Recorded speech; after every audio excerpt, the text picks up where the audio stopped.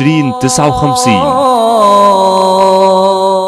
تأمل سيرة العظماء لتزكو منهم الذات، لآل البيت تعظيم، فعظم عترة الهادي فهم للبر مشكاة.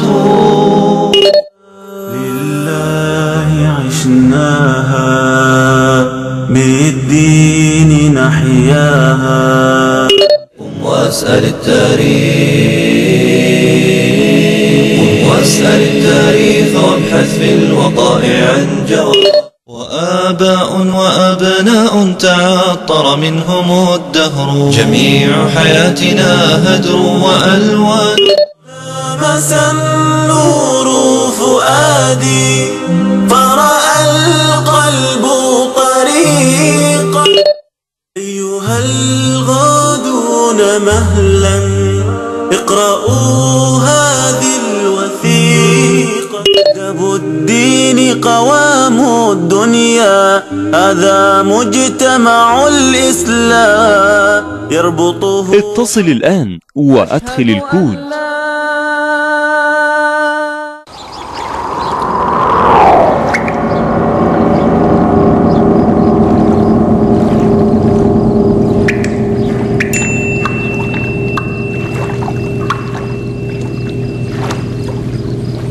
صفا، جدد حياتك.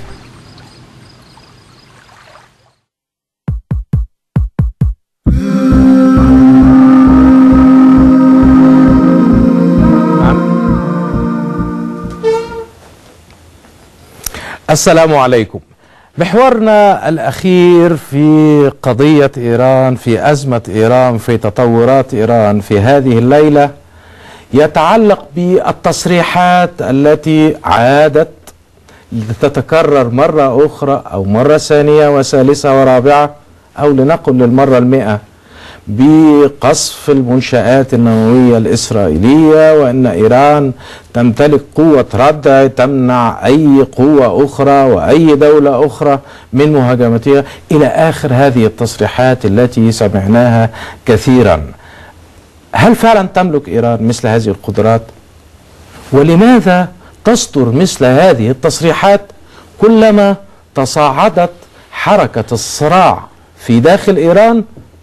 هل هي محاولة لتغيير الاهتمامات؟ وكيف يمكن أن نفهم هذه التصريحات في ظل الممارسات الإيرانية الفعلية على الأرض بالالتقاء مع الاستراتيجية الأمريكية في أفغانستان والعراق؟ نتابع تقرير حول التصريحات الأخيرة ونعود للاستوديو للحوار مجددا. التصريحات النارية التي لطالما استخدمتها طهران للترويج للسياسة الإيرانية غدت اليوم سلاحا مشروعا للمواجهة بين المحافظين والإصلاحيين في الدولة الفارسية نفسها. ففي محاولة وصفت أنها لرفع شعبية المحافظين داخليا وخارجيا، خرج قائد الحرس الثوري الإيراني مؤخرا ليعلن استعداد بلاده لقصف المنشآت النووية الإسرائيلية في حال هاجمت تل أبيب الجمهورية الإيرانية، مؤكدا أن مجمل الأراضي الإسرائيلية تقع في مرمى الصواريخ الإيرانية. تصريحات ليست بجديدة، لكن التساؤلات تظل مطروحة بشأن توقيت صدورها الذي يتزامن مع أزمة إيرانية داخلية متفجرة وأوضاع آخذة في التدهور. البعض وصف تصريحات الحرس الثوري بأنها للفت الأنظار بعيدا عن أزمة الداخل في إيران، مؤكدين أنها مجرد حروب كلامية صالحة للاستهلاك المحلي، فيما أشار آخرون لأن التصريحات يشوبها كثير من الغموض. فالعلاقات بين البلدين تأخذ عدة أبعاد، منها المعلن ومنها الخفي، مؤكدين أن تقاطع المصالح بين البلدين يجعل من الصعوبة بمكان احتمال حدوث مواجهة عسكرية. محللون أشاروا لأن تلويح إيران المتكرر بقدراتها العسكرية يظل محل شك، غير أن المؤكد أن مشروعها النووي يشكل خطرا على المنطقة العربية ويهدد استقرارها، خاصة مع الاحتمالات المتزايدة لنجاح الإصلاحيين في الوصول إلى الحكم في إيران بدعم مباشر من قوى غربية تعتبر زعزعة استقرار المنطقة على رأس أولوياتها. السلام عليكم. إذن المحور الأخير حول التهديدات، التصريحات المتكاثرة المتعددة بين وقت وآخر بقصف إسرائيل والمنشآت النووية الإسرائيلية. كلما تصاعدت أحداث في الإقليم، على الحدود، في المنطقة، حول الملف النووي، أي من هذه الأحداث تصدر تصريحات وتجري مناورات. دعونا نعود إلى ضيوفنا مجددا في هذا الحوار، سيادة اللواء دكتور محمود خلف والأستاذ عادل السويدي. سيادة اللواء، أظن أنه لابد أن نبدأ بالحديث معك في هذا المحور. تهديدات جديدة، هي مش كيف جديدة. تنظر لها؟ هي مش جديدة، دي سمة العالم أو التالت. متجددة؟ لا، ما انا هقول لحضرتك، هي نعم. سمة العالم الثالث. حينما يعني يبقى يكون مفلس في نعم. الداخل، نعم. فيبدأ يتكلم عن الخارج، يعمل مشكلة مع الخارج. هو مش بيعمل مشكلة انها مفهوم، هو يفيد اسرائيل لما يتحدث. نعم. هو لما بيتكلم اسرائيل يفيدها ازاي؟ اقول لحضرتك. هو لما يتكلم كده اسرائيل بتستغل اللي هو صاروخ ارو حتس بتجرب في الولايات وامريكا المتحدة. بتديها نعم. لان اليهود بيفكروا بذكاء. نعم.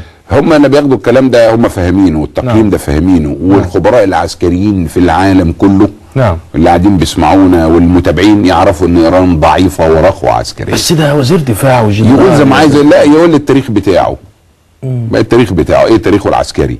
ايه السجل العسكري؟ هم فكوا الجيش الايراني كجيش باصطفاف قوات مسلحه من سقوط الشاه لحد اللحظه، كان في هذا اللحظه اقوى جيش في منطقه الشرق الاوسط من غير كلام. يعني ايران اضعف النهارده ضعيفه مما كانت جدا عليه ايام أصل الشاه. العمليه مش بالعافيه. نعم. مش هي قويه في التلفزيون، مش نعم. بالعافيه، لان جميع يعني يعني احنا نقدر نقول برضه في التلفزيون ان احنا اقوياء وخلاص يعني. لا هنقول لحضرتك ببساطه. نعم. في تقرير استراتيجي بيصدر نعم.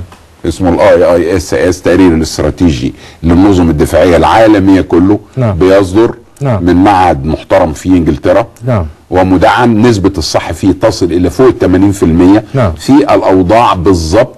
نعم. لكل جيوش العالم. نعم. وده موجود على الانترنت بوضوح شديد جدا. نعم. السلاح طالما انت ما بتنتجوش ما تقدرش تخفيه.